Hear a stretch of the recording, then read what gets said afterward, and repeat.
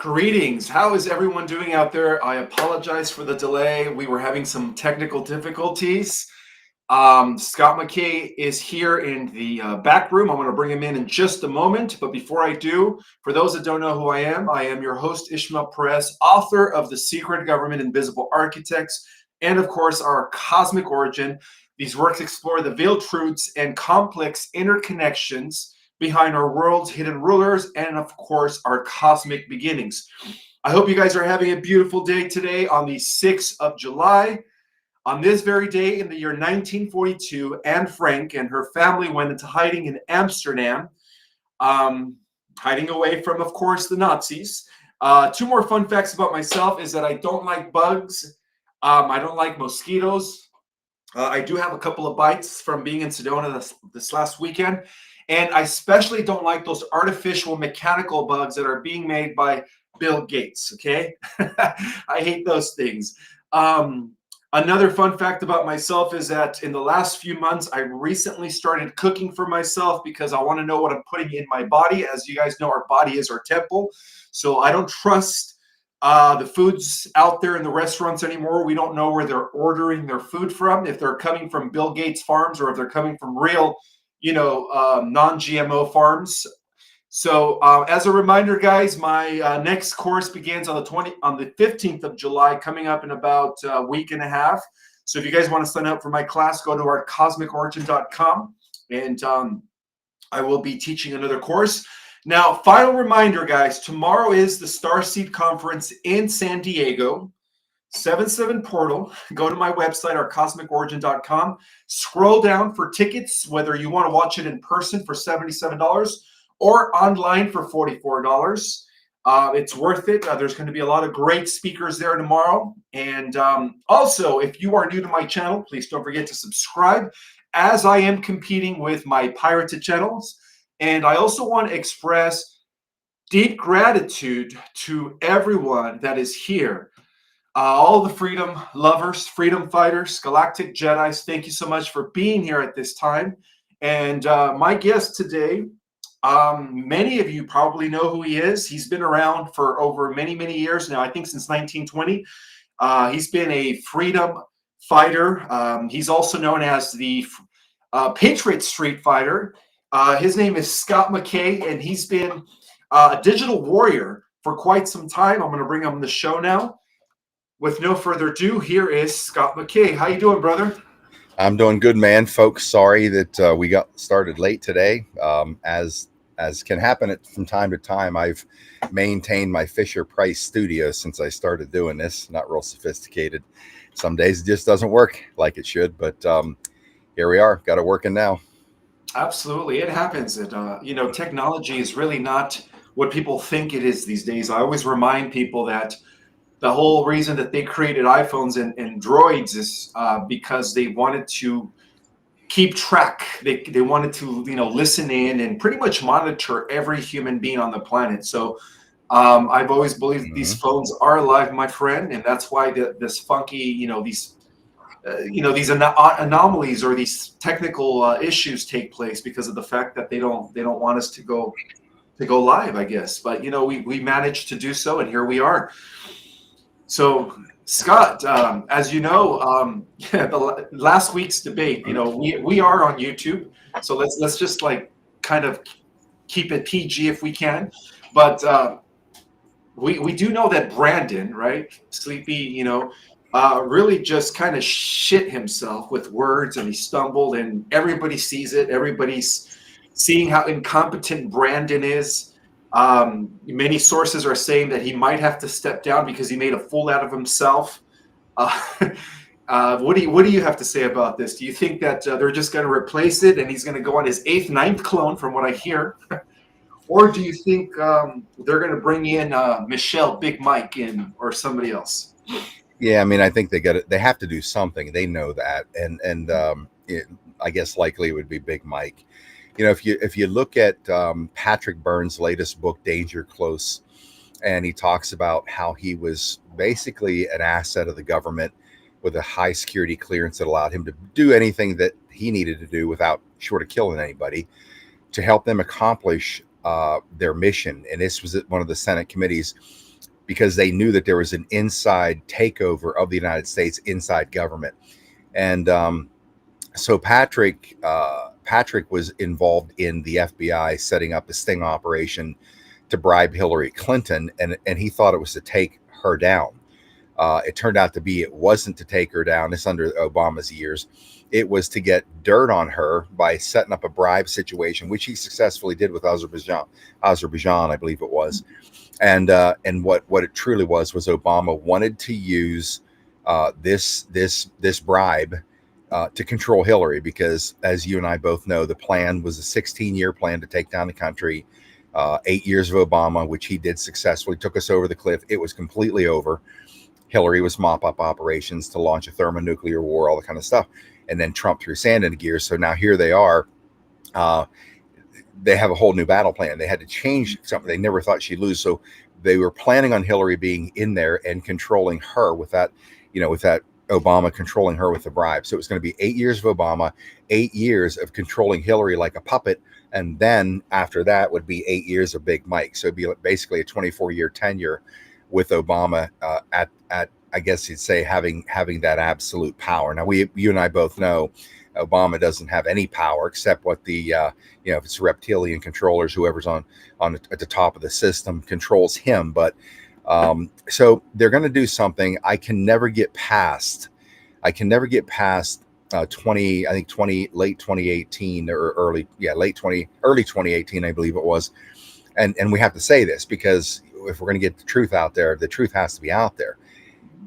I started in the elective political world back in 1990. For 16 years, my life was elective politics, tracking my way to one day get to the U.S. Senate, until in 2006, I just finally came to the conclusion the whole system's corrupt.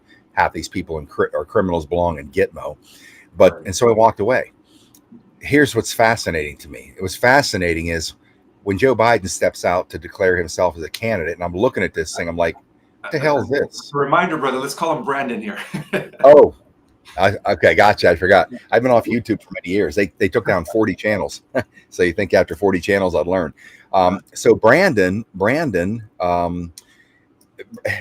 when they marched this guy out there in front of the cameras, I thought, who the hell is that? That's not Brandon. I've been watching this clown since '88.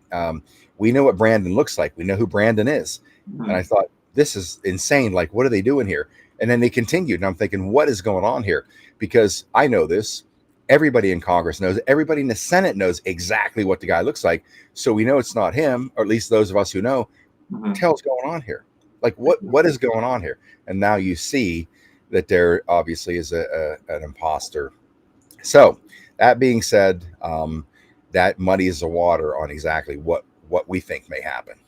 Yeah, I just believe that he's on his 6th or 7th clone, and from what I've come to understand, they have about 3 other clones in case this one clone misfunctions. So they're gonna see how he does in the second debate, and that will determine whether they're gonna put in the 8th or 9th clone, which is pathetic. I mean, honestly, at this point, I think the White House should just pull the plug, activate the positive military, and just freaking clean house at this point. We've been waiting around for many, many years for this to happen, and I don't know about your fans or your audience, but on my end, people are getting discouraged. People are getting impatient. They want to know, when are we going to see some sort of real physical thing happening in real time? And what is your prediction on that? I mean, because we both know that 45 is going to come back for a second term, and it's going to be 47. And also, my second question to you is there going to be an election this year, or do you think the good guys are going to pull the plug before November? I don't. I'll tell you, my friend, I have a hard time landing anywhere on that because, my audience is very used to me making no predictions, because there's so many predictions made over time, never happen. People get a little depressed, think nothing's happening. But what I'll say is this, is that I believe, this is my belief, I believe that not only is this what I believe is going to happen, and I think it's absolutely critically necessary to happen, is that however it turns out this fall, I think what we need to understand is, I believe we have a cataclysmic implosion of this economy coming to the United States. I believe that it's going to be far worse than the Depression. We know we need to get rid of the U.S. dollar. It's not a U.S. dollar. It's a foreign currency, always has been. So I don't want to see that happen, but I know it has to happen. And why? Because with everything that people have seen, I'm going to make two examples here. With everything that people have seen just in the last 4 years, and this is predicated off of a 34-year view. I get something sticking in my back, and I can't get, like one of those feathered pillows. You know, these feathers, can't get rid of the damn thing. But after 34 years, this like 34 years of my life has been dialed into geopolitics. I've been trying to wake people up for 3 decades, prior to 2020, starting a radio show and then Patriot Street Fighter.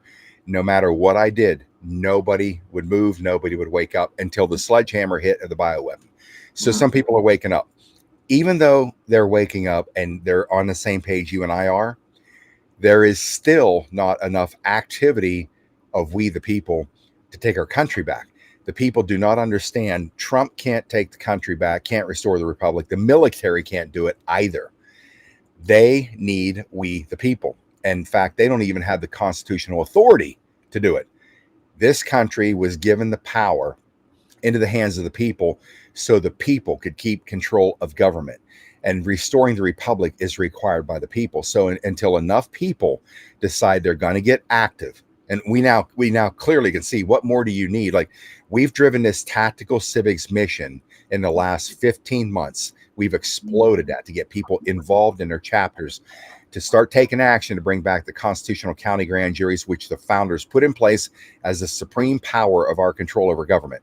And we're making massive strides, and a lot of people are coming out, or whatever else people can do.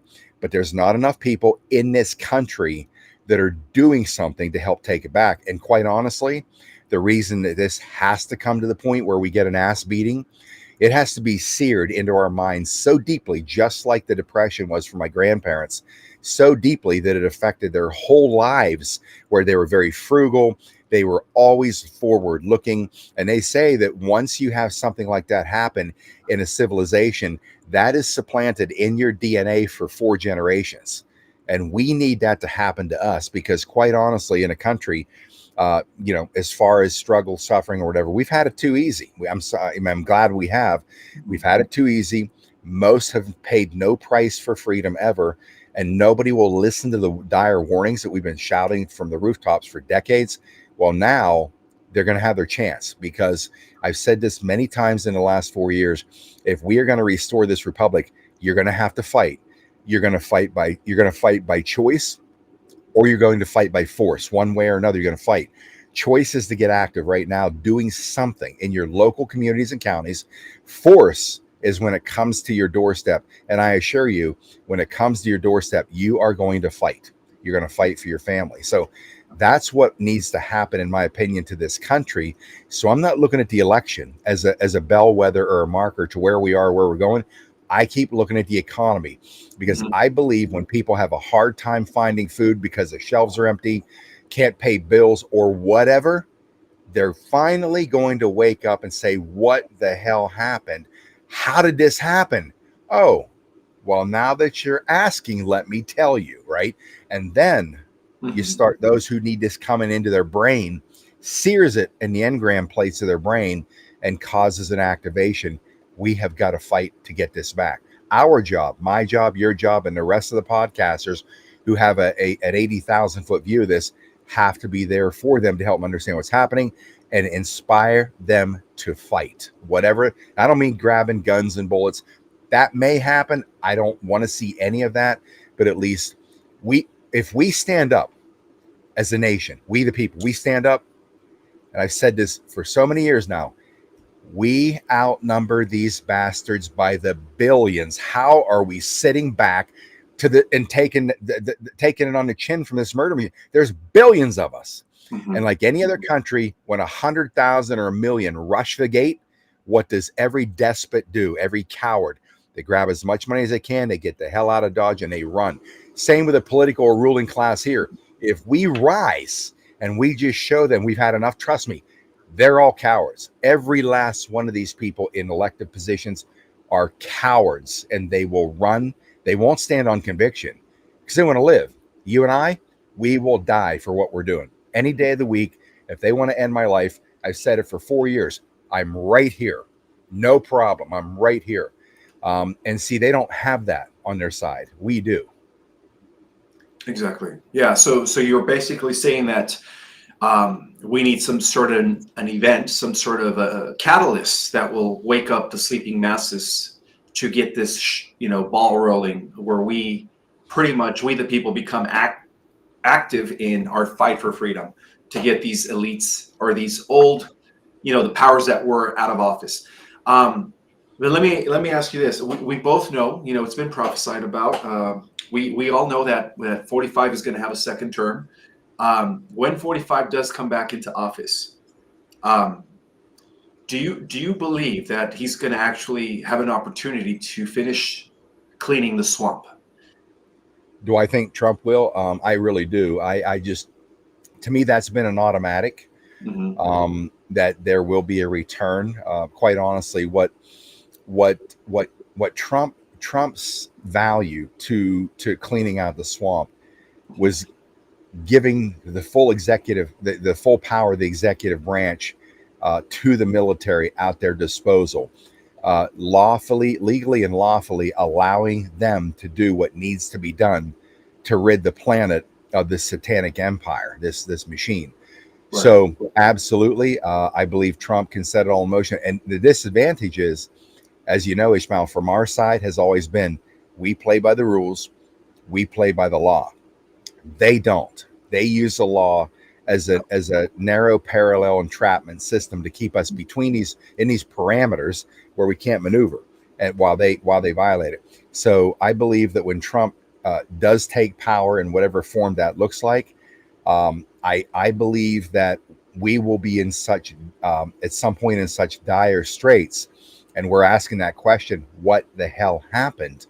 I think then Trump, in my opinion, I believe that Trump is going to be the voice or the mouthpiece to again explain to us in a simplistic fashion that he can blue collar style of what they did to us. I mean, you've heard him say, like we're talking back in 2016, that is talking about the system, that this whole machine is this corrupt political class has two purposes: to enrich and protect itself. I mean, he said all these things out in the open, and people that hit a mark in their brain. Like, yeah, it does enrich itself. Politicians get rich, it protects itself. So I think he's going to be a more of a mouthpiece in that fashion, and he's going to delegate the authority to what the executive branch allows him to do to go drain that swamp. Well, that's what many people believe it's going to be happening, and some people do believe that he never left office, but he's been actually running our country from behind the scenes, the military, that is, and that we've had two governments. This is another replay of the Civil War of 1850, but it's taking place on a different time, and many believe that when he does come back, this is actually going to be his. It's almost like he never left office, like he's been running the country from behind the scenes, and that the clown show that we see running the office right now it's all media propaganda. What are your thoughts on that? In terms of which aspect of it? In terms of 45, never really, Oh yeah, like in our office, yeah, continuity of government, yeah. It's interesting because we know Trump was president of the United States Corporation in his first term, right? The Republic has been obviously hijacked many years ago.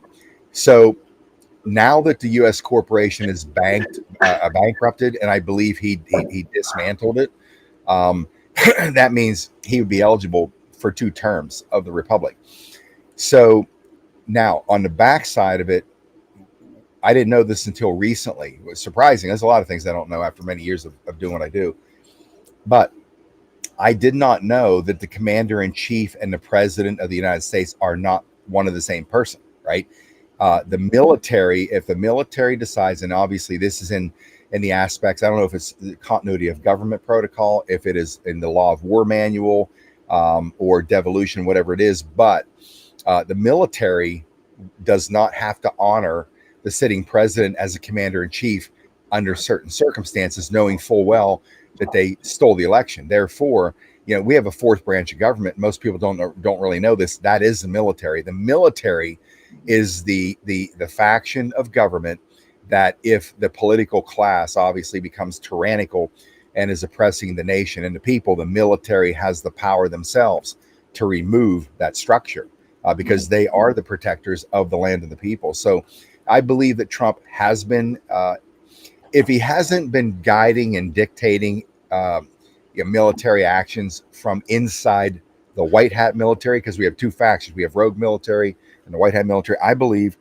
that Trump, as a smart commander in chief, using his authority as commander in chief and just basically rubber stamping whoever's leading the military operations.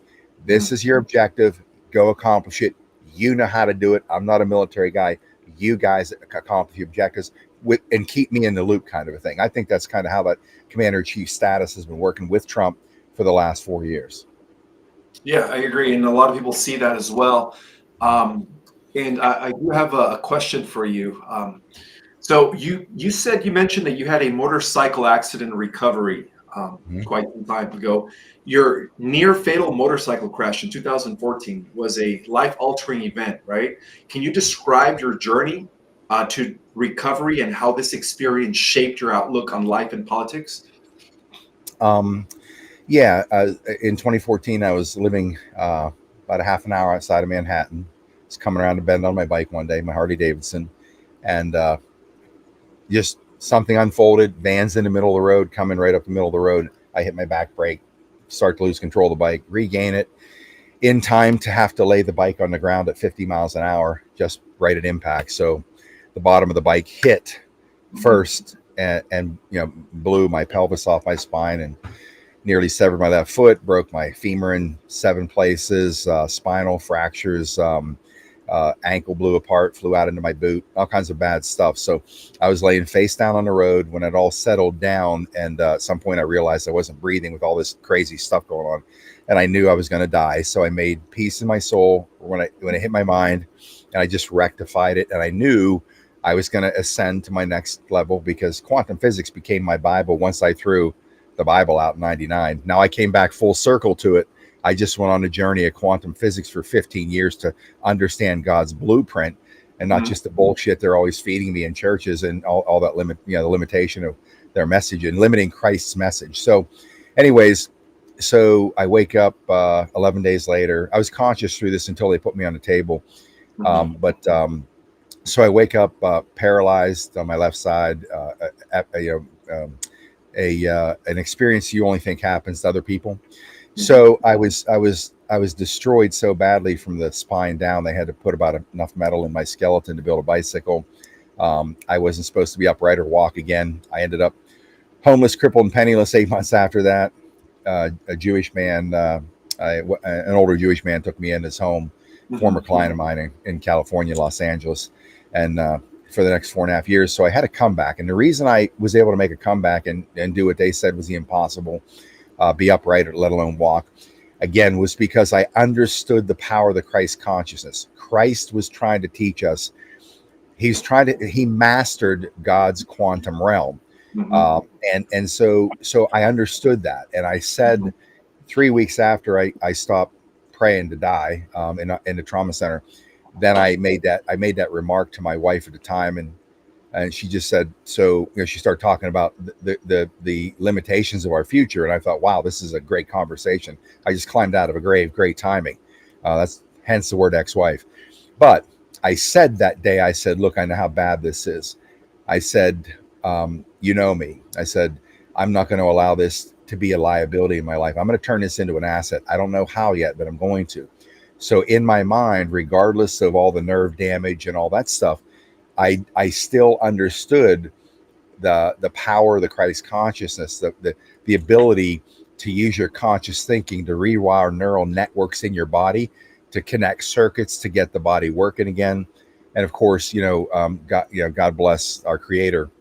I was able to do that, walk again, work again, and I was going to ride again.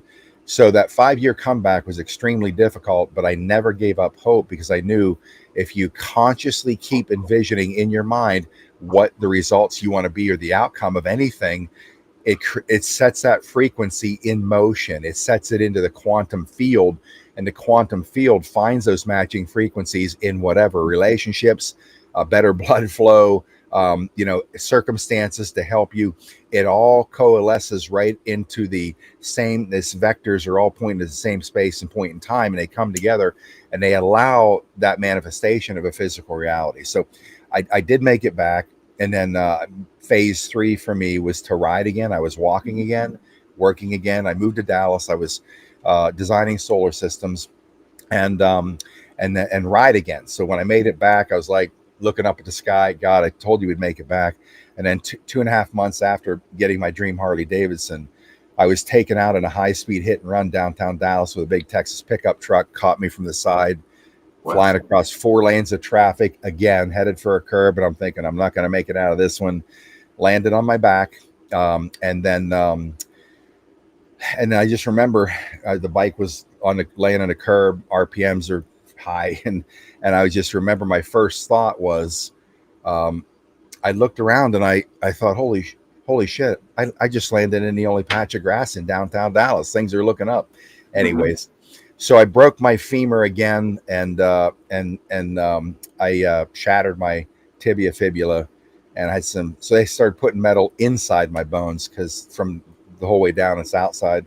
Rebuild my foot. All these things happened again, and I'm thinking, why is this happening to me? And the only thing I could say to my friends when I came to the trauma center was, well, I guess an epic comeback wasn't good enough. God wants a super epic comeback, and kind of chuckled, and I just begged the doctor, save my leg. I promise if you give me one more chance, I will make it back. Why? Because I have the power, the understanding of the Christ consciousness, quantum physics. So again, I made it back, and I got a nice motorcycle now. Yeah, I love the fact that you are referring to quantum physics and Christ consciousness. Can you elaborate the aha moment that you had when you first started diving into quantum physics and realizing how everything, the probabilities, the infinite possibilities and probabilities, the miracles, the magic that exist, how it affected you? Like, what was that aha moment when you started studying quantum physics? Because I've always believed that quantum physics is pretty much metaphysical knowledge. It's what really spirituality is. When you go beyond the organized religions. Yeah, I back in 1999, I grew up in a Christian household. We weren't fanatics, anything like that. We had to go to Sunday school, all that kind of stuff. So conservative Northeastern community. So sat in churches around the country for many years, trying to get the big whammy to hit me. Became a born-again Christian at 14, all these things. But I always lived under this shadow of guilt, fear, doubt, whatever. And one day I was coming over the hill from West Hollywood. I had clients over there coming into the valley, and I exploded one day, like I was on the 101, and out of nowhere just fell apart. Like, what's going on? Anyways, I guess it built up. And in fact, on that hot freeway that day, I just remember looking up and I actually flipped off my creator and said, F you. I'm done. Drop the anvil on me. I don't give a shit. I'm not living like this anymore. And so I just offloaded it. And that's what they've done to us. I've heard this, God is a vengeful and jealous God. I'm like, really? And I want to worship that or call that, hey, that's my dad, a jealous. And you kidding me? Like, this is nonsense. All the nonsense that they've used, fear and guilt to keep us under control, i.e. religion. The worst thing that has ever happened to humanity is religion. They took away spirituality. Christ understood it. He took that message right to the people around the greatest power of that time, took them on head on. So anyways, but I knew there was a blueprint. I knew there's a divine something where we come from. So I was backstage in an event in Colorado. Jason Cisneros was one of Tony Robbins' top speakers at that time. And I was telling him how I seemed to have fallen down a flight of stairs from what I used to think about, feel about myself, the books and tapes I consumed. And he recommended 3 books to read. He said, the first book you need to read is called The Dream Giver. And it's by Bruce Wilkinson. It's a real book about this thick. You'll read it in 3 hours. So I read that book. He told me 3 books: The Dream Giver, read that 3 hours, and then pick up a copy of Power versus Force by Dr. David Hawkins, PhD, MD, psychiatrist. So I picked it up, and also the second one I picked up was called Truth versus Falsehood, also by Dr. David Hawkins. So those two books were my first books in quantum physics. Wasn't easy to read or understand, but like anything else, Ishmael, you and I know, I don't care what you think your IQ level is. Learning is repetition. If you keep exposing the brain to anything, it'll finally start to recognize patterns and rearrange the engrams in your brain, sear it on those plates or whatever. And if you just keep going, it will develop a pattern and a system of recognition and understanding, and you will begin to learn. And so I read the book 3 times back to back, very slowly, trying to understand every sentence. What does it mean? Even if I didn't, I just went very slow. And after I read it for about 100 pages in, things started to click. I'm like, holy crap. I read through it, came back again. And that's where that all began. I knew there was a divine blueprint to our existence, why we're here, how God created it. And that's what perpetuated me to move forward for the next 10 or 15 years. And I had to weave Christ's life back into it. And it was as clear as day. How did he heal with hands-on? How did he create? There's no such thing as miracles, no such thing as supernatural. There's only natural. It's what God created. And we have all that power because Christ said, these works you will do, and even greater than I. There's a reason Christ said that. So I believed in those things when that catastrophic event happened that day. And I set out to prove it. And I did tell my ex-wife at that time, I said, I'm going to walk again. I'm going to make a comeback. And the funny thing is, I said, I'm going to get on church stages around the country, and I'm going to tell people how I did it and how this works. And incidentally, that just happened to be because of the Reawaken tour. A lot of the Clay Clark events were on big church stages around the country. So, but you have to speak it, think about it, focus on it. And the universe has its way of assembling things just from your thought process. Absolutely. Absolutely. Thank you so much for describing that, my brother, because my audience is very metaphysical. We are, deep into spirituality, non-religion, Christ consciousness. They're very, very open-minded when it comes to what others would consider woo-woo stuff. As a galactic ambassador, a lot of my content is transmitting information from positive ETs, the Galactic Alliance, and those that are actually working with the white hats from behind the scenes. Have you ever had any encounters or with extraterrestrials or gained any knowledge regarding the positive ETs? Because I know you talked about reptilians, the negative ETs, right? The master behind the cabal. But what is your take on positive ETs or those that are helping us? Yeah, I'm not a contactee. I believe that there has been some metaphysical beings that have been in my space for a long time. Some of you can probably relate to this. I remember at times when I was younger, I'd wake up, like you just stir in the middle of the night, and you'd look up in the dark, and I'd see like a face of somebody or something, and you're somewhat afraid of that, and it would sort of like when you're conscious, it's there, but it's fading away, and you'd be startled a little bit. But I had those experiences, and I didn't really know what it was over time. But then I come to learn that these obviously are entities, whether they're extra dimensional, whether they're from the angelic realm, or people from our family that are keeping an eye on us who've passed to the next realm. I've come to in my later years believe that is a reality. But as far as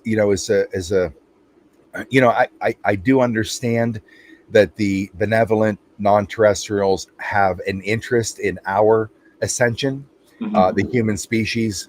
I know they consider us I guess they consider us galactic royalty because of our DNA, our ability to express so many emotions with our facial structure, a physical communication style, nonverbal, and we're considered genetic royalty.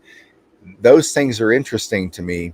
And what I find most interesting, that their spiritual ascension, to the next density is tied to ours. They cannot raise in spiritual, in a spiritual ascension track without helping us raise. And that's kind of like if you had children, right? You want your children to grow into a into a whatever type of being that you want them to be, on the side of light and good, and you gain from that because you're part of it. It raises your soul as well. Same thing. So from that perspective and not of non-terrestrial interaction in our world, I'm a believer. Absolutely, I'm a believer. Yeah, you seem to be more aware of things beyond just the 3D. I was actually able to get information or Quanto 7 to talk a little bit about how there was a pre-advanced civilization before the actual Adam, biblical Adam, came into being.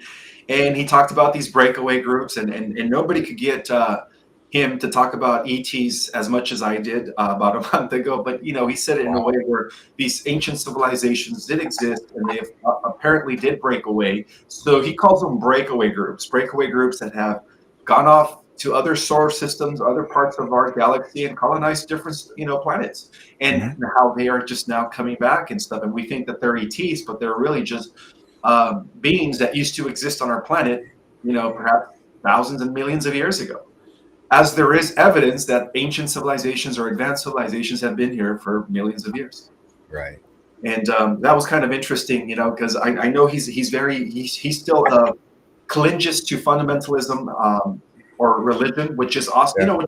Yeah. I respect everybody's perspective, but I was probably the only one that was able to get him to open up a little bit more about non-terrestrials in a nonchalant way, which was awesome. Yeah. Now, speaking of our buddy Juan Esteban, you and him decided to put a meeting together regarding, fake, you could say fake imitators, deep fake, as to what they call it now, deep fake. Oh, I just moved my camera 1 second. There we go. Do you want to talk about that a little bit? Because we did have a meeting last Sunday regarding how AI is imitating us and using our face, using our voices, to the point where it looks just like us, and how they're actually deceiving our audiences. Yeah. As I get into that, I want to make one comment and some comments that I see here. Like Brandy says, sorry, you're wrong. Trump came in with military powers. Trump signed worldwide martial law, continuity government. I understand you think that. We all know this stuff. I've been at this a long time.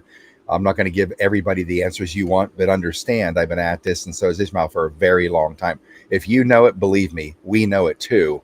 I'm just not going to answer everything in the way you want. Somebody else said, Scott, sounds like you want civil war. Understand something here. Perception's 9/10 of the law. How you and I interpret anything is based on our perception. If somebody is very negative all the time, and I can name a family member of mine all the time, I can say the lightest thing that there is to say about light, and they're going to find it as being negative. Somebody who's positive over here, if I say something highly negative, Dr. Sandra Rose Michael will turn it into a positive. You have to understand how they captured us in the world. Is your interpretation is based on the frequency with which you vibrate. Higher frequency, you're going to look for the light. Lower frequency, you're going to look for the dark. And I'm not attacking you. I'm not picking you out. I'm just trying to help you break the matrix.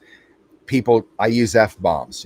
I never talked like this in my life. I staged my whole life to talk like a United States Senator because I knew I was going to be put on a hot seat one day. Nobody ever listened. Nobody listened to anything until I blew a gasket.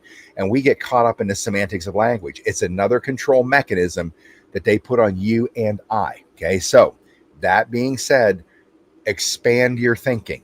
Expand your thinking. Dramatically expand your thinking. Let me get back to the main point you wanted me to just remind me what that point was. I chase rabbits and I forget very easily. Oh yeah, just the fact that you and Juan Esteban the with a lot of the truthers regarding deep fake AI imitation bots that are trying to imitate us. Yeah, and so what that's about, folks, and we knew this. The military intelligence operation let us know this 4 or 5 years ago that this was coming. And I received an AI generated audio of my voice. One of my Telegram subscribers sent it to me and said, "Hey, Scott, here's somebody impersonating you." There are people impersonating us everywhere, right? If you have a podcast channel, it's prominent. They're using your name, your trademark logos, everything, pretending to be you to sell people shit, right? I've got a I learned that I have an orphanage in Canada. So people are hitting me that I donated to your orphanage in Canada. And I say, look, if I don't say it on my channel, I've said it for 4 years. If I don't say it on my channel, it's not me. And I tell people, you have a responsibility. Nobody's here to save you except you. You have to have discernment. You have to use your discernment to keep from being taken advantage of. All these tools that these guys have technologically to do exactly what they want is to destroy our movement. They're bringing out into the open now this AI generated voice of mine, sounded just like me. I couldn't tell the difference, except the cadence with which it rolled out. You could tell it was computer generated, and also the vernacular. I don't speak to people in the way that this AI was speaking. But here's the thing: when I dropped it into a thread, into a roundtable thread that somebody put me in, of course Juan's in there, a number of other people. I made this known to Juan, and he said we should get folks together and say, look, understand, we need to prepare our audiences now.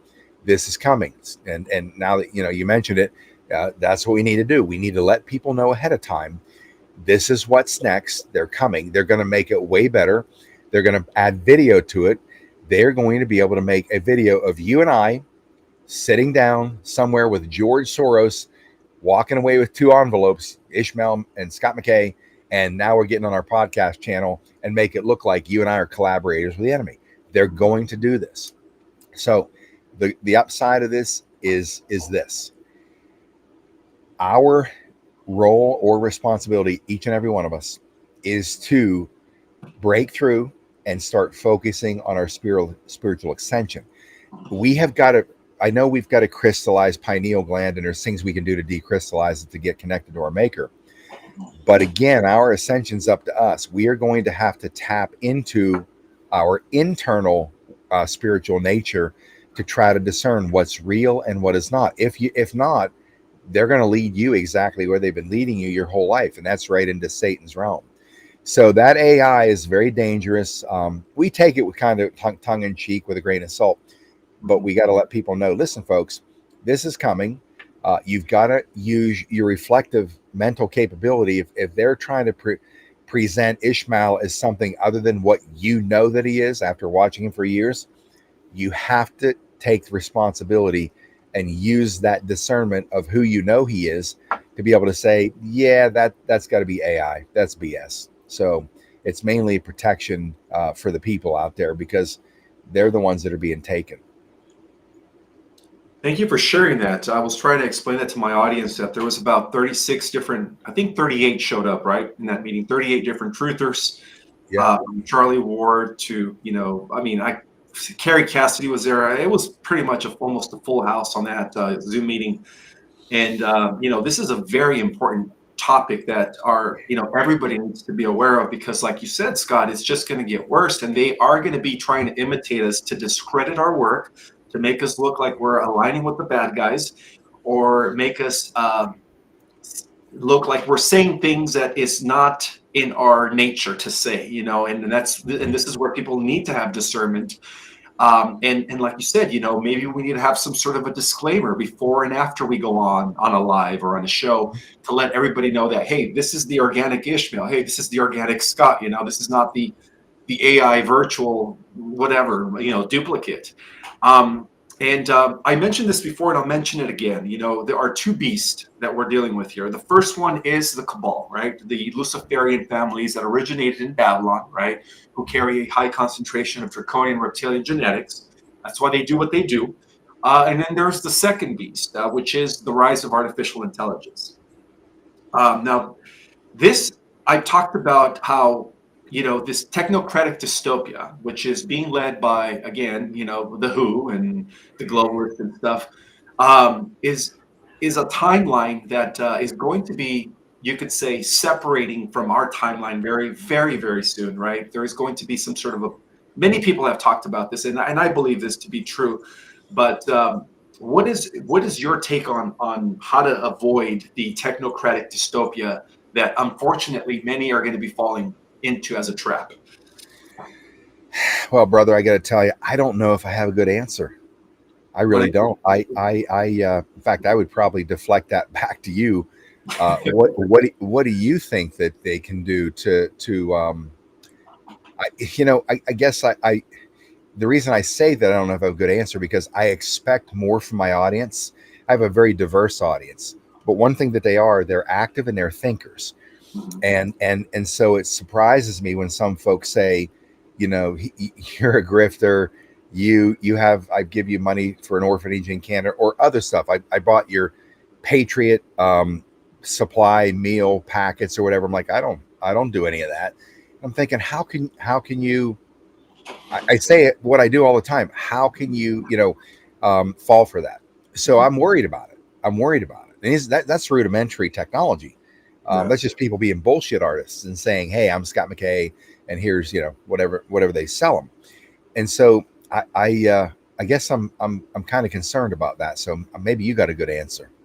Yeah, the best thing to do is don't get involved with the metaverse. Don't create virtual or digital avatars of yourself, because the more you do that, the more power you're giving to the beast, the second beast, which is AI, and you don't want to do that. Right now, um, as far as technology is concerned, they have technology that is 1,000 years ahead of the general public. All right, so even though we think that AI is primitive, the truth of the matter is that within the private sector, they already have perhaps the first levels of Skynet. They already have super advanced AI systems that are connected to quantum computers, that are connected to everyone's gadget, and through a phenomenon known as the Sentient World Simulator.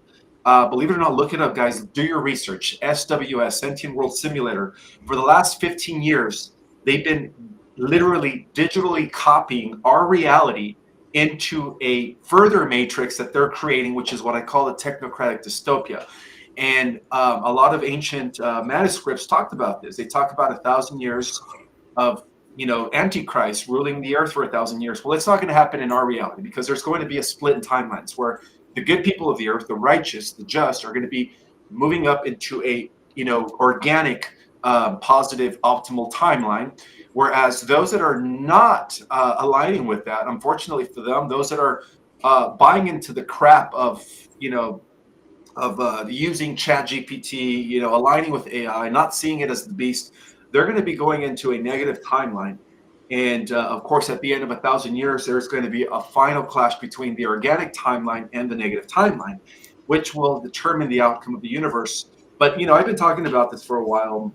Dolores Cannon, who is a pioneer, in a lot of this stuff, talked about the splitting of the earth, and it's not a physical split; it's actually a split in vibration. So, like you said, Scott, a lot of this will boil down to our frequency. Where are you vibrating at? Which will ultimately determine in which timeline you end up in. But for those that are, right now, these timelines are coexisting, but they will be splitting pretty soon. My advice to everybody is to stay away from ChatGPT, to stay away from AI. And if you can, every now and then, take a break from your technological gadgets. Turn off your iPhone, get away from your laptop, go to nature, and just kind of surround yourself with the elements. And go ahead. You wanted to say something? Yeah, I was going to say, man, you nailed it. You nailed it right there, my friend. By the way, well, I guess I won't comment on Bella B.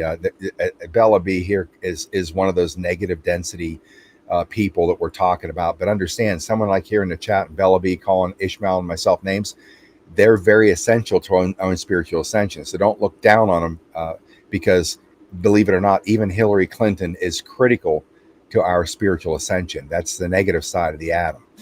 But to regain traction on your true nature, I believe it's almost impossible without making a connection back to Mother Earth. Mother Earth is a sentient being like we are, and she's moving into the higher density right now. Whether we whether we go along, from the third to the fourth density or not, the Earth is making its transition as a sentient being.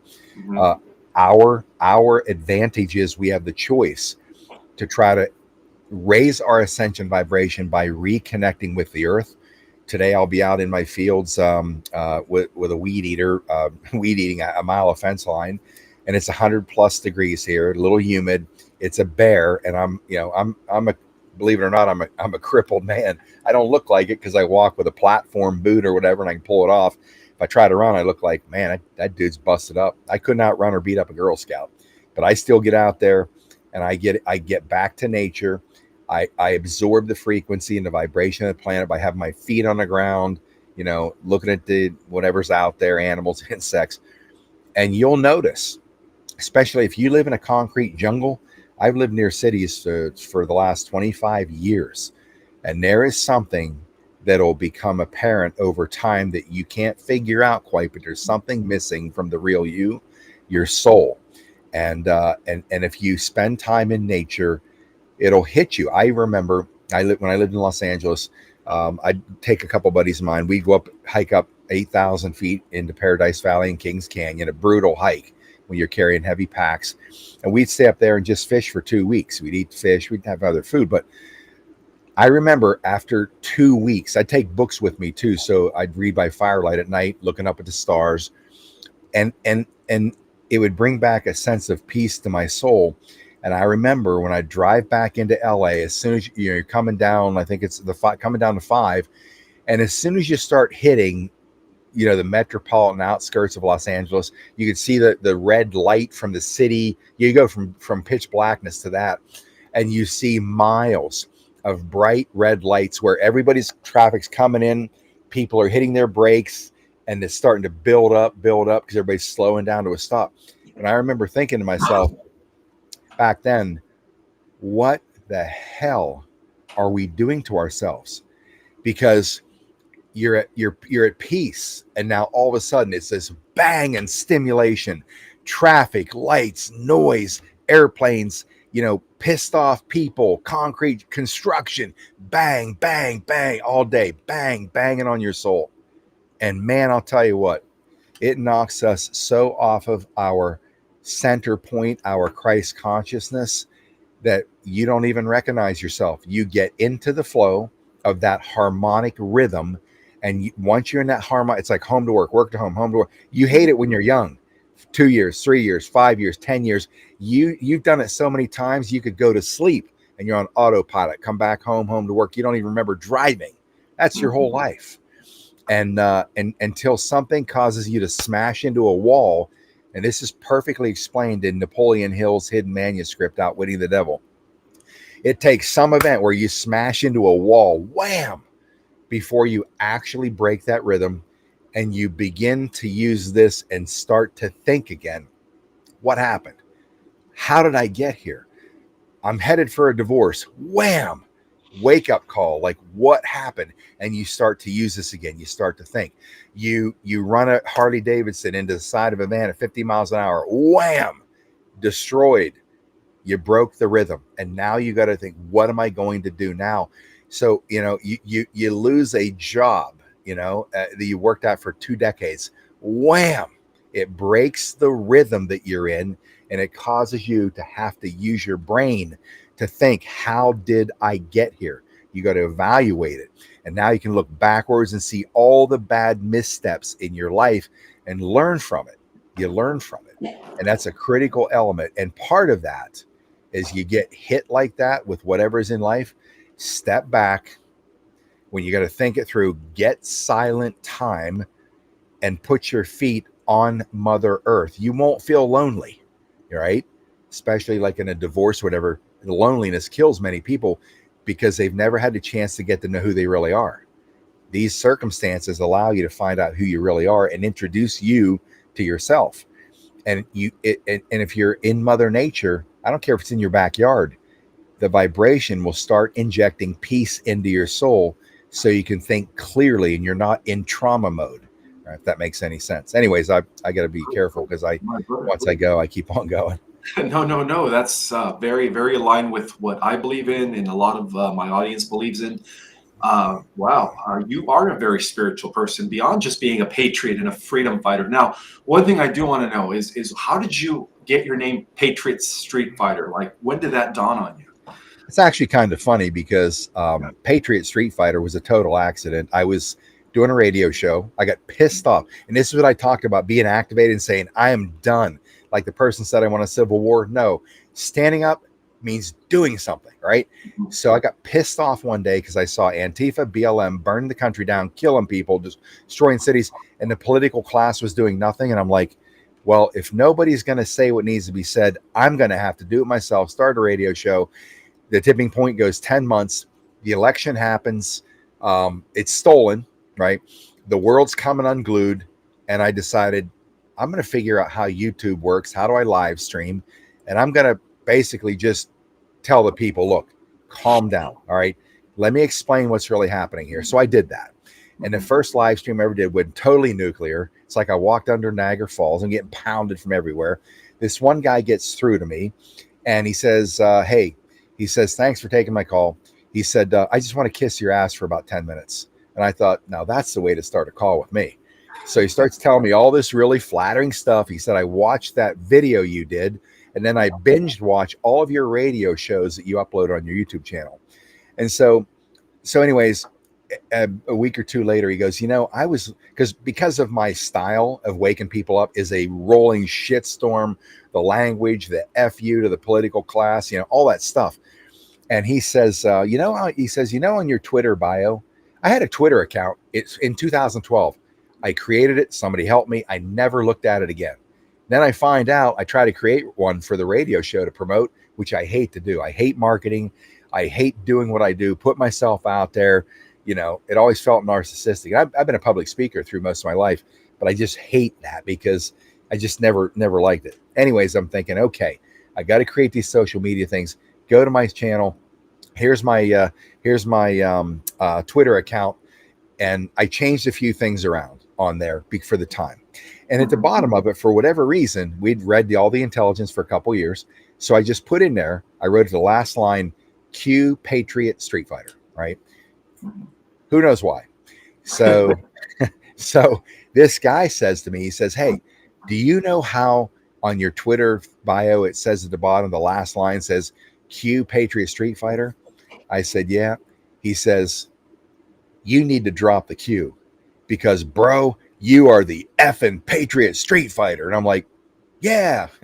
And that's how the channel became Patriot Street Fighter. Oh, wow. Interesting. All by back in 2020, it was you, Charlie Ward, and I believe it was also, I forget his name. He's not around anymore, but he used to be big.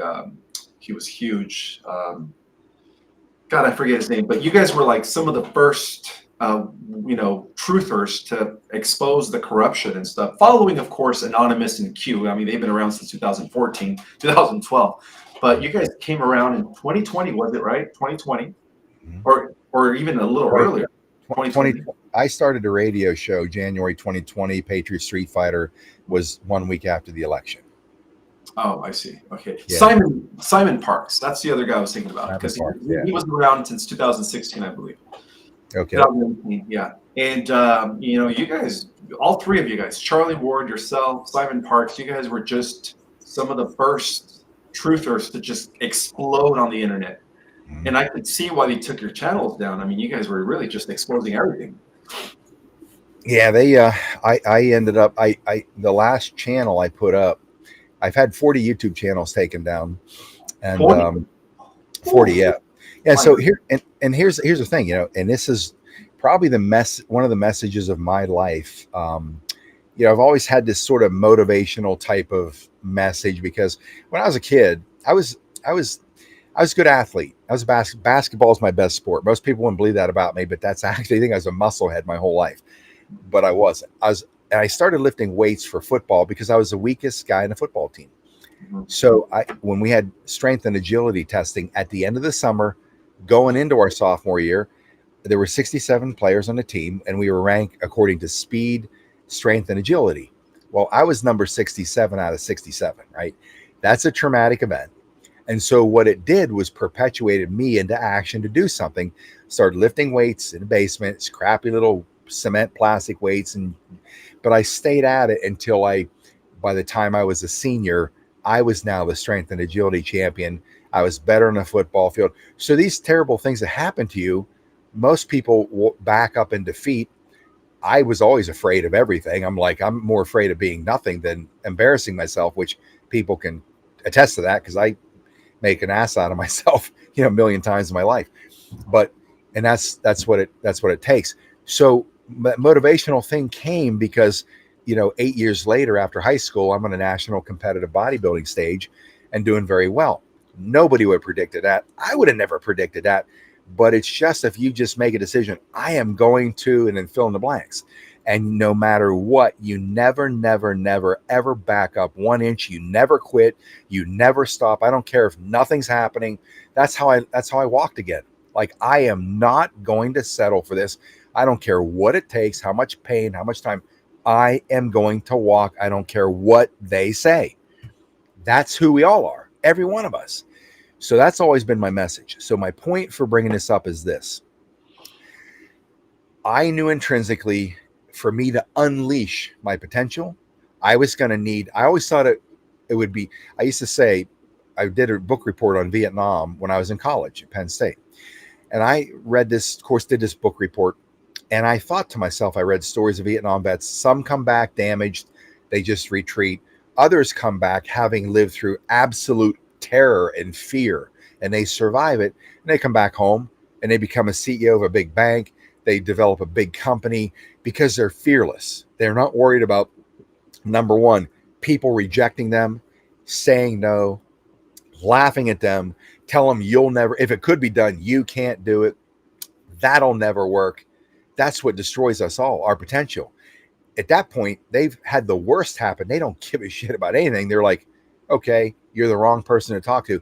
And they keep going until they plow through it and they succeed. And I used to think to myself, man, I wish I would have been born 25 years earlier so I could have gone to Vietnam, going through that absolute sheer terror and coming home fearless so I could go out into the world and achieve whatever my potential is. So, well, I got it. I got it in spades. God took a sledgehammer right to my forehead, destroyed me.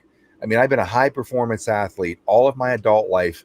And then after that day, I am now crippled, being treated like an infant, having people have to come in and wipe your own butt, crying when they walk in with wedges to turn you over because you're like, they bolted me all back together. I got 2 screws going into my pelvis, right in my spine. There's a plate in the front of my pelvic bone that blew it apart like a baby. I could have given birth to a 30-pound baby, they told me. I got a long plate going down the outside of my femur. I have a nail coming up through my femur. I have a nail from my knee to my ankle right down through my tibia. My ankle's all bolted and screwed together. My whole foot's rebuilt. I have a spinal fusion. This is a complete disaster, right? And you would say, it's over. Well, guess what? Everything I asked for in life, I need my Vietnam moment. Well, I got it. And that's why I laid in that trauma center 3 weeks after I quit, begging to die. When I finally regained my balance, that's when I said to myself, this is going to be the best thing that ever happened to me, right? And so I have a lot of limitations in my world, but you wouldn't know it by watching me, like walk around, you wouldn't know it. But I knew that this would be where I make my mark. And of course it did. It allowed me to fight like I've never fought, believed that I am what Christ said I am. I believe that we are here to expose the highest part of our cosmic and spiritual nature. They just captured us. They captured this, they captured our soul. And it was going to be my moment to break out of that. So, and then, of course, it led to what we do today, which is what I've been preparing for my whole life. I always thought it was going to be fighting this machine in Washington as a U.S. Senator. It turned out to be not that. It turned to be out here, Patriot Street Fighter, fighting the machine from the outside. But when you think something very tragic happens in your life, I don't care what it is. It doesn't get much worse than what I was presented with. Believe me. This is your moment to shine. This is your moment. It's not by accident. You might have contracted that with yourself here, but you got to remember why you're here. You are here to unleash your divine power to the highest height that you can, because it affects the entire planet. It affects all the beings on the planet. So don't look at your life and the world as woe is me. This happened to me. This happened to me. This happened to me. Life sucks. I've always taken these things in my life And when I get crushed, then that's where I know it's my chance to lock and reload and fight through it, because you're going to evolve into who you really are. It's you busting out of the cocoon of the matrix. You got to fight your way out of that cocoon that they built around you. Nothing causes you to grow, become more powerful, and learn who you really are without resistance. You know, people are going to hit a wall. Some are going to hit it, and the momentum, that inertia is going to, the impact's going to, they're going to be looking upward, and boom, they're going to rise against the wall. If you're looking downward, you have a negative mindset, you hit that wall, boom, you're going to drive yourself down further. It all depends, not just on how you think, but what do you want for your life? What do you want to be? What do you want to become? And if you always focus on, I don't care if you're living in a trailer park, I don't care if you have no job, I do not give a shit. You were created from the same divine, spiritual, cosmic DNA as I was, Ishmael, as Donald Trump. We all come from the same source. And my job has always been, for decades, people always said, Scott, why don't you be a motivational speaker? I'm like, you know what? There's enough people out there with that message. I'd just be another schmuck trying to find a way to make a bunch of money off of people who can get it from 1,000 others. And I never did anything like that. I did it for free. But that's been my drive, is to grab people and wake them, shake them, right? And look at you, look in the mirror here, look at you. Why can't you see what I see, right? It's been a frustration of mine. I see people with so much talent and power, but they can't recognize it themselves. They look in the mirror and they see what the matrix programmed them to be. Their teachers, their pastors, their parents, their neighbor. And I'm like, I don't get it. I'm looking at this very powerful person. How could they not see this? So that's always been kind of my drive, is to reach inside of people, pull out and show them, look, this, why are you doing this? Look at you, right? It's frustrating to me because I see so much. You know what? The baddest ass warriors in this spiritual takeover of our time, they're still sitting on the bench. They don't even know it. They have no idea what's coming for them. Wow. They think it's you and I. It isn't you and I, it's them. Yeah. We're trying to wake them up, unleash their power. You are truly an inspiration, my friend. You are the perfect example of what a true spiritual warrior is. Despite of all the things that have happened to you, you keep getting back up. You're like that boxer who's in the ring. No matter how many times he gets knocked down, he keeps getting up. He keeps getting up, and he's never going to quit. And that, my friend, is truly inspiring. And I could see why you were able to impact the world in a very positive way through your messages, through the work that you do, brother. And I honestly, man, I give you props, and you have my respect. And I've known about you for years, even before I came into the circuit, and you were always one of my favorites. Thank you. Yeah, you're welcome, brother. And here we are talking, in person. But I do have to ask you, what happened to Simon Parks? How come he's not around anymore? I have no idea. I've only think I was on Simon Park's show one time with Sasha Stone, just because we were on the road and we were somewhere and Sasha put it in front of me, or we had our phones or something. And outside of that, the only communication I've ever had with Simon was a lot of his folks from collective consciousness would show up at my Patriot Street Fighter events, and they were amazing. They'd volunteer. There's always like 10 or 15 or 20 of those folks would come as we travel the country. And I was always impressed by that. And then I'd send a message and let them know, your people are some of the best I've seen. But I didn't even know he disappeared, mainly because I have no time to watch anybody anymore. Like when I said to you, Ishmael, I've known about you for a long time. How is it that I've never had you on Patriot Street Fighter, for goodness sakes? It was getting on that Zoom together. I'm like, oh my gosh, goodness, yes, I got to connect with you. I don't get to see much of anything anymore because of my schedule. And so that's a good question, because I didn't know he kind of disappeared. Yeah, a lot of people are concerned, because like he was, all of a sudden he was everywhere at one point, and all of a sudden he just vanished, and whatever happened to him. Also, negative 48. What happened to him? I don't know if he was killed in a motorcycle crash. Michael Protzman. Yeah, he was he was a dirt bike racer. Now there again, that's another anomaly and a story that I'm not really sure exactly what negative 48 was. because I remember we were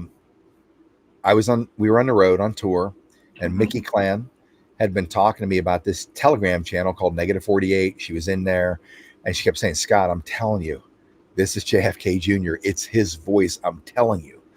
So she asked me, encouraged me to come into the channel one night when they were doing a live. And so we were on the road at the time. So I came into the channel, and when I came in, the focus kind of shifted because I was there. Because she said, he kept saying throughout the course of the shows on that channel, the world will listen to Scott MacKay. The world's going to listen to Scott MacKay. Now take it from my point of view.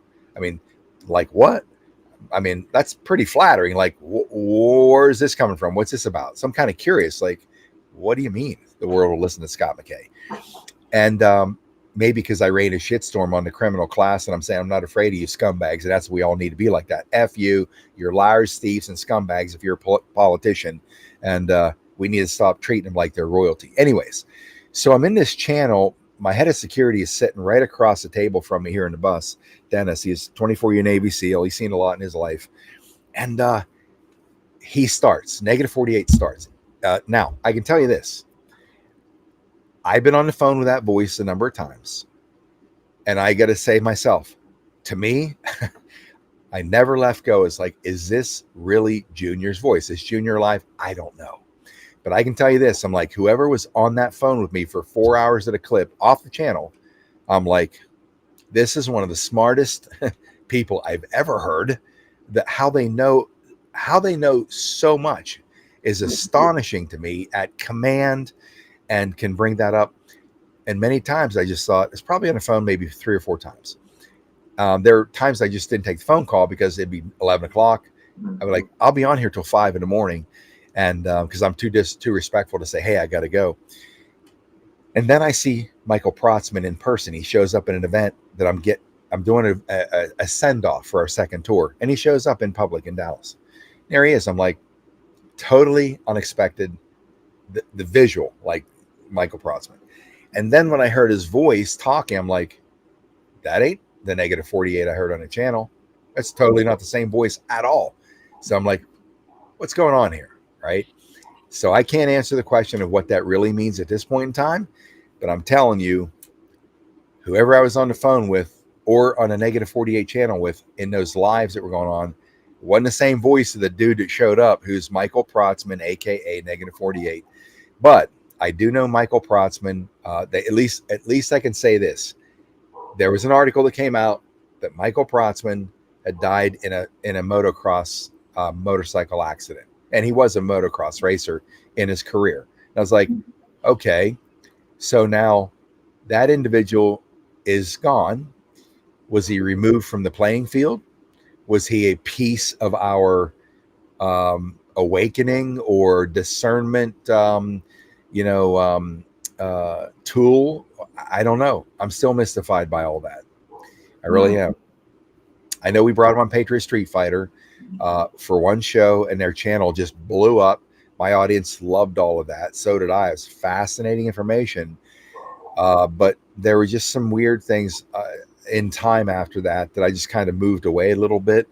But I said to Mickey once, I said, how come that's not the same voice that we've been on the phone with or on the channel? She said, it's a test. I'm like, what do you mean a test? They send out, who was once his voice, now a different figure who doesn't sound like the voice we thought. And I said, what kind of test? And she said, I can't remember the answer, to be honest with you, but it's like a test. I'm like, okay. I don't know if I passed or failed, but it's an odd thing. Believe me, it's always mystified me. Wow. All right.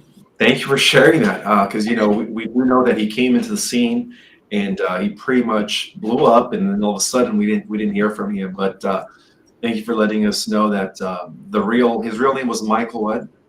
Protzman, Protzman, Michael Protzman, and he was public about that.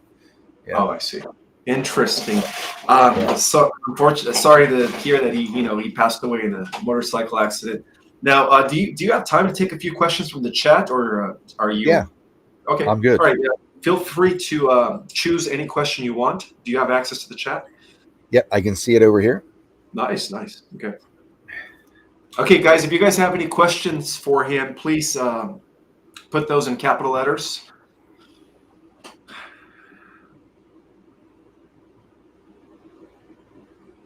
You have a nice crowd in here, my friend. Got a lot of good people in here. Yes, Elizabeth, I do need a med bed. I actually have the next best thing to a med bed. If you've ever seen Dr. Sandra Rose Michael's EE system, and you can see that at eesystem.com, that's about as close it gets. Yeah, he's got a medallion. He's got a scalar medallion. Yeah. Well, I built a 48 unit center here in Dallas. And I actually now have, there's a whole story behind that, but I now have a 24 unit system in my bedroom. So, when I wake up in the morning, Elizabeth, when I wake up in the morning and you see me, I'm walking like a crippled 85-year-old man bent over with all this metal in my body. Takes a little time for it to warm up and to where I can walk normally. But since I put that 24 unit system in my bedroom about 2 months ago, I'm sleeping in it all night long. When I wake up in the morning, I spin around, put my feet on the floor. Typically, when I do that, I'm looking at the floor and like, oh man, here we go, another long day of this bullshit. And now I put my feet on the floor. I put one sneaker on. I have one sneaker I wear around the house. You say, why would you wear one sneaker? Because my leg was broken so badly on the left side. It's like an inch and a quarter shorter. That's why my Harley boots always had that big, thick one over here. So I walk around in my one Nike sneaker in the house. Somebody knocks on the door and they come to the door and I open it and they'll be looking at me and they're kind of looking down a little bit. I can see their gears turn. Like they want to ask, like, what the hell are you wearing one sneaker for? I never say anything. And I let them try to figure it out. But I put my sneaker on and I walk to the bathroom, walk to the kitchen like nothing ever happened. So that EE system's been a miraculous thing to have in my world. I'll go over here and look and see if there's any questions in here. Yeah, New York, and he still weed whack stuff. Yes, I do. Not very gracefully, but I do. So somebody's asking, what happened to Robert D. Steele? Is it Robert? Robert David Steele, he apparently ended up with whatever the bioweapon, they call it COVID, and he ended up in the hospital. And he ended up, we were on tour. When we agreed that I would join, they were putting a tour together and I was going to do my own Patriot Street Fighter tour. And I said, I'm going to have my own bus. And I leased a bus back then. It's not this one I have today, but so we went out on tour. Robert was difficult, a brilliant guy. I mean, I thought he was a great patriot. I actually loved the guy, but we started to clash, right? And Robert, everybody was bailing out. Sasha and Lee Dundas and everybody were bailing off the tour, and they wanted to go out on our own, so we went out on our own. And I hadn't had any contact with him after that. And then I heard he got sick, and then apparently when he was in the hospital, he was giving those people the third degree like he did all of us. And but at some point, I guess probably put him on a respirator, which is a death sentence. And then he passed away as Goldilocks. So that's what happened to him. Some people asked, did he really die? Was he removed and whatever? I don't know. I asked Juan that, and he said he passed away. So yeah, he was a brilliant mind. Well, awesome. That's Goldilocks. Is that your girlfriend? Yep, Goldilocks. I've known Goldilocks. Yeah, that's my nickname for her, as you can tell, Goldilocks.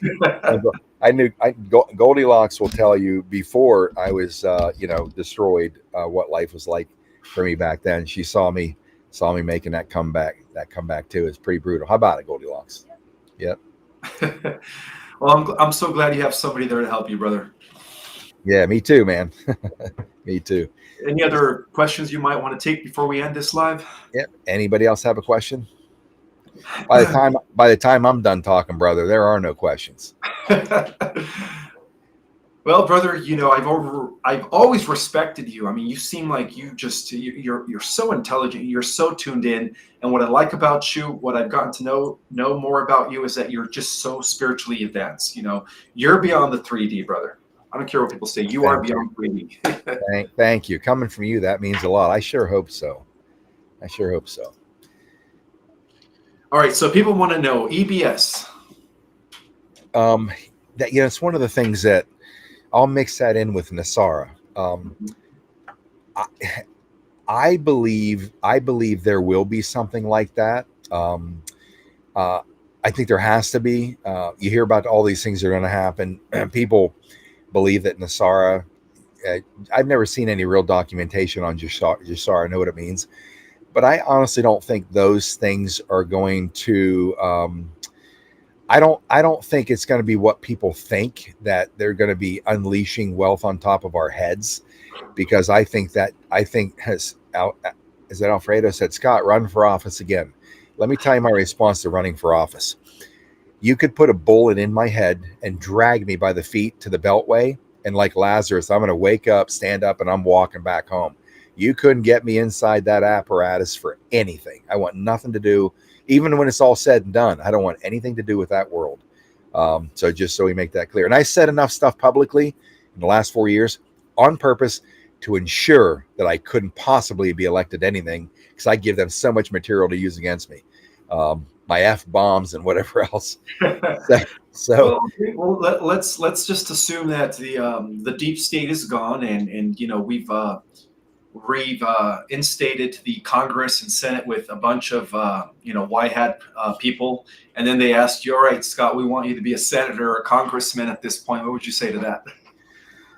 Well, they're going to have to tie me up to a chair and begin the torture session, because it's going to be no right away. And I might tap out if they do enough, but no. Listen, yeah, I would rather inspire people who have so much beautiful talent, inspire them to find their spot in the new earth, in the new governing structures of the earth. By the way, I just had somebody sneak in there from Scotland. They're watching from Scotland. By the way, my Scottish brethren, MacKay is the way to pronounce my name in Scotland. My father's side is from Scotland. My mother's side is from Cherokee tribe. So we're kind of a mix of, two certain temperaments. Yeah, I think there's going to be a lot of opportunity once we get in the backside. We build the new earth. We have to rebuild Eden. It's going to take a leadership. I think from my point of view, this last 4 years have been exhausting. I wear my ball cap and my reading glasses so you can't see how dark the circles around my eyes are. But I'd like to just have time to be on my tractor, on my fields, ride horse, Harley, whatever, and take phone calls. And you still work out your upper body. I see you have those big guns on you. No, I actually haven't been in the gym for 5 years since that second. But whatever is left on me, I'm hanging on for dear life. But I also know how to wear clothing that makes it look like I still work out. I see. People ask me all the time, how do you stay in such good shape, Scott? And I'm like, well, have you ever seen a Snickers bar setting on a picnic table in a sun all day long on a hot summer day? Like, yeah, I'm going to take the wrapper off. It's a whole different story. That's kind of my story right there. Any events that you're going to be doing in the next few weeks or months that people should be aware of? Any appearances? Yes, George Magazine, as most of you know, they've returned. They had this epic return of George, which was the magazine that JFK Jr. was the editor-in-chief of. They are putting on an event in Hot Springs, Arkansas, and that's coming up on August the 10th and 11th. So I will be speaking at that event in August. And I haven't scheduled anything from that point forward, because I think, at least I've been advised by Juan, that could be the point of jump off when the real disruption begins to happen in the country. And he advised me might want to stay close to home from September forward. So outside of that, Tactical Civics is one of the missions that I focused on for over a year. There are local events that Tactical Civics regional leaders will put on, kind of an intro meet and greet type of thing here around Dallas. And I think the last Saturday of every month. So I'll certainly, when I'm in town, I'll attend those events. And if you know anything about Tactical Civics, folks, just go to tacticalcivics.com, watch the video. If it inspires you, smash the red button, pay your $5 and join your chapter. We have over half the counties in the country now in 1 year are populated with chapters. So they'll reach out to you and they'll connect with you if you're around Dallas. you'll get word of where I'm going to be if I'm going to go speak to their group of people. Beautiful, beautiful. And where can people find you? We know you're not on YouTube anymore, but you do have a Rumble channel, and you're still very active on Tipping Point Radio. Mm-hmm. Yeah, you can find me. My website is patriotstreetfighter.com. You can find somewhere, I just had a new site put up. You'll find somewhere in there where my social media is. My channel that we stream to or upload or stream to is my Rumble channel. That's the primary. There's a lot of others out there, but that's the primary. And you can find me. I just grabbed the URL for that to make it easy. Because if you try to run a search for Patriot, and by the way, Street Fighter's Street Fighter's one word, not two. Because I have a trademark issue with Street Fighter, the video game. So Patriot Street Fighters is 2 words total. But if you run a search on Rumble, it's hard to find because I started the Rumble channel under the Tipping Point Radio. So if you just go to PSF for Patriot Street Fighter, psfrumble.com, you'll land right on my Rumble channel. psfrumble.com and patriotstreetfighter.com. And any final, and you could say, message that you have for us, or do you want to pick one last question that you think it's important to address? I would probably would prefer to just reiterate my overall message here today is that every one of us are from the divine architecture of our Creator. I don't care if you call our Creator God or Source or Allah or the Almighty or Butch or Sally. I don't care what you call our Creator. Don't get caught up in the semantics of language. It's another divisive tool, number one. And understand that you are necessary in this war. All you people on this channel, you are critically necessary in this war. When I say we all rise up against the machine and the power structure, I didn't say pick up guns and bullets. We do not need that. If we collectively stand at events or a voice or come out, street fighting isn't coming out in the street to fight. It's coming out into the street and unifying with thousands or millions of others so they can see us and say, it's over. Your reign of terror, your reign of building the welfare state taken from the producers to the non, all that is over. That's what standing up is. And when you do that, because you're in this frame of mind that we are going to move forward, you're affecting the collective consciousness of the entire planet is rising. It's touching people across the world. We're in a quantum bowl of soup. That frequency hits across the world. It inspires them to stand up. The purpose for us standing up together, and I mean just standing up together, is because that high-powered frequency creates this field that's cast on the darker satanic realm, and it hits them. And physically and metaphysically, they don't know why they're backing up, but they're the ones backing up with fear, with uncertainty. They're backing up like, holy shit, their confidence is being crushed. And they don't even know why. They can't even see you, but they can feel you. That's why we need you to, number one, hopefully believe that you're not here by accident and or for nothing. You're on this planet in this evolution of the Earth's ascension for a specific reason. It's not just Ismael. It's not me. I don't care if you're just sitting here watching. I sat and watched. When I walked away from elective politics, I sat and watched for years. I always studied, always researched. I never changed anything. I just didn't get involved anymore. But you've done that too. And I'm looking for something to trigger you to say, you know what? I'm going to join Tactical Civics, or I'm going to go to a county meeting, or I'm going to go to a board of supervised meeting in my backyard and listen to the bullshit that they're saying, the leaders. Because sooner or later, something's going to perpetuate you to say or ask a question and say, hey, that doesn't make sense. So you're drawing a salary for this position and you're giving yourself a salary for that position too? How does that compute? That puts things in motion. And now you become empowered because behind you are 10 people. They're like, hey, yeah, what he said. Why is that? Then you're like, you feel that power hitting you. You're like, hey, I just ignited something here. Mm-hmm. That's because you're a leader.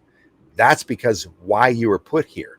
That's why I want people to Do something outside of what you're doing right now. Do something.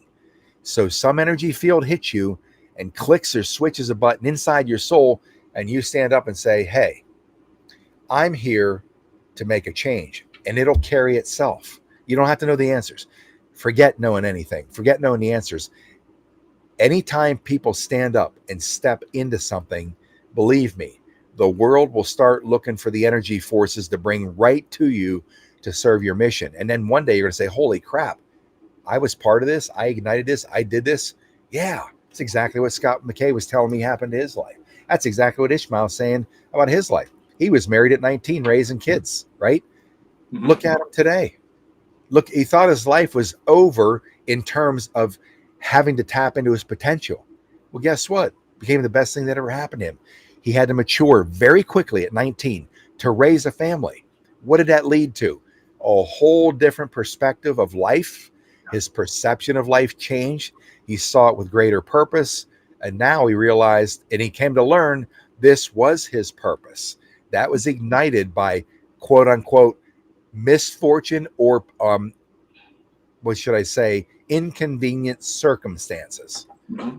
It wasn't inconvenient. It wasn't misfortune. It was an activation protocol to get him to where he is today. And you all have that too. I don't care who you are in here. You have that too. Kirsten obviously passed away. So we're told. Kirsten was one of my buddies. And I was told by somebody else that her programming was breaking down, so they whisked her off to Argentina. Is that true? I have no idea. But somebody with some credibility told me that one. Kirsten, who's that? I'm not familiar with her. Oh, Kirsten W. Yeah, Kirsten W. She was a pretty powerful voice early on in the movement. But she got sick, ended up in a hospital in Ventura County, California, although she lived in Florida, and she passed away when she got sick, at least in the hospital. So they say. All right. Well, Scott MacKay, Patriot Street Fighter, thank you so much, man. It's a great honor and pleasure to be here with you, and thank you for being with us today. I'm sure a lot of people are going to love this live, and if you guys could do me a favor and share this live with as many people as possible. This was a great show. Scott MacKay is truly an inspiration, a spiritual warrior, and a leader in this movement towards freedom. So thank you. I appreciate it, my friend. By the way, my email address is scott@patriotstreetfighter.com. I forgot to throw that in there. And it's an honor to be here with you today, sir. Likewise, brother. And Monday, I know you wanted me to come back on your show Monday, but I have scheduled Carrie Cassidy to be on my live Monday at 5:00. Okay. Is there any way we could do our show next Monday? Yeah. Are you my Monday night show is it's a 2-hour show. Are you on for 2 hours? Let's see. I'll be on for about, you know what? I might be able to go on around 6. It all depends on how many questions we have for Carrie Cassidy. But yeah, let's see if we could work around that. I don't mind going on your show at 6:00. Normally Mondays is where I do my White Hat update, Earth Alliance Galactic report. But I could always push that for next Monday. Well, I will say this. Somebody I just noticed in here, I hate to always run folks and leave you hanging. Somebody said you veered off on EBS. I don't believe Nasara is going to shower the humans with massive amounts of money because we learned nothing from that. I believe they'll start building infrastructure to give us what God intended us, the kind of world nobody should be working 40 hours a week struggling to make a living, right? We should be working 40 hours a week on our prayer, meditation, and spiritual ascension, right? And as far as the EBS, I believe there will be something to that effect. I think there's going to have to be. So yes, sorry. I do chase rabbits. So I start on a topic, I see a rabbit, I run, and then I forget where I was. So my apologies. It happens to the best of us, brothers. Yep. That means, that's a good thing. That means we have a lot of information in this noggin. Well, what I'll do is I'll plan on seeing you unless you give me a heads up, even on Monday if you need to. But you can't make that 6:00. But certainly if you can, we start at here. I start at 7 in Dallas, goes to 9. So your 6 to 7 would be the second hour of the show if you want to come in. All right, I'll let you know beforehand.